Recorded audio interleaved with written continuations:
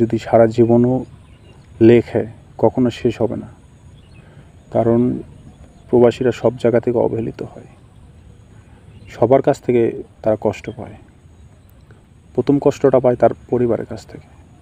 একজন প্রবাসী প্রথম কষ্টটা একজন প্রবাসী তার পরিবারের কাছ থেকে পায়, যে সেটা বলে বোঝানো যাবে না যে কতটা কষ্ট, কতটা আঘাত পায় যখন তার উপার্জনের টাকা পয়সা সব কিছু পরিবার নিয়ে যখন বলে যে যাও, তোমাকে আমরা কিচ্ছু দিতে পারবো না, তুমি তোমার মতন থাকো বা তুমি তোমার মতন চলো। এই কথাটা না ভাই, এই কষ্টটা না ভাই, কসম কলিজায় এসে লাগে যে হায় রে,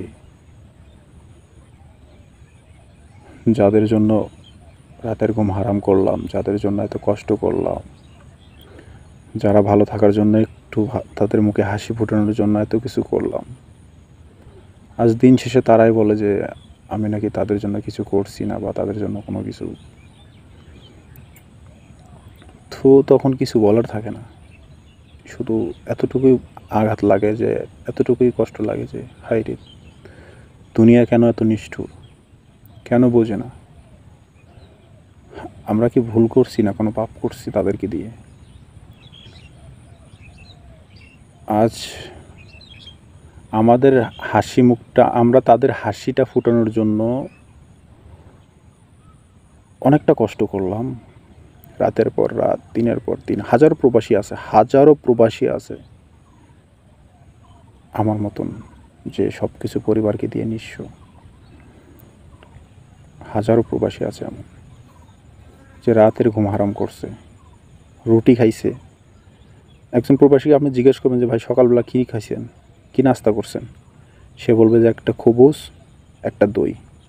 1 টাকা দিয়ে সে হয়তো 10টা খবুজ কিনছে, আর একটা দই, 1 রিয়াল দিয়ে একটা দই কিনছে, দইটা তাও টক।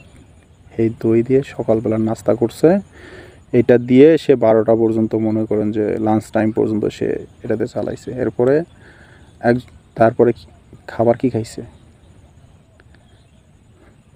ওই রাতের বেলা রান্না করছে সেই খাবার দুপুরবেলা হয়তো নষ্ট হয়ে গেছে, এই খাবারই খাইছে। তো প্রবাসীদের কষ্ট কেউ বোঝে না। আবার সেই রাতের বেলা, আর আমরা বাংলাদেশে থাইকা দিনবেলা গরম খাবার খাই, দিনবেলা গরম খাবার না হলে আমাদের ভালো লাগে না।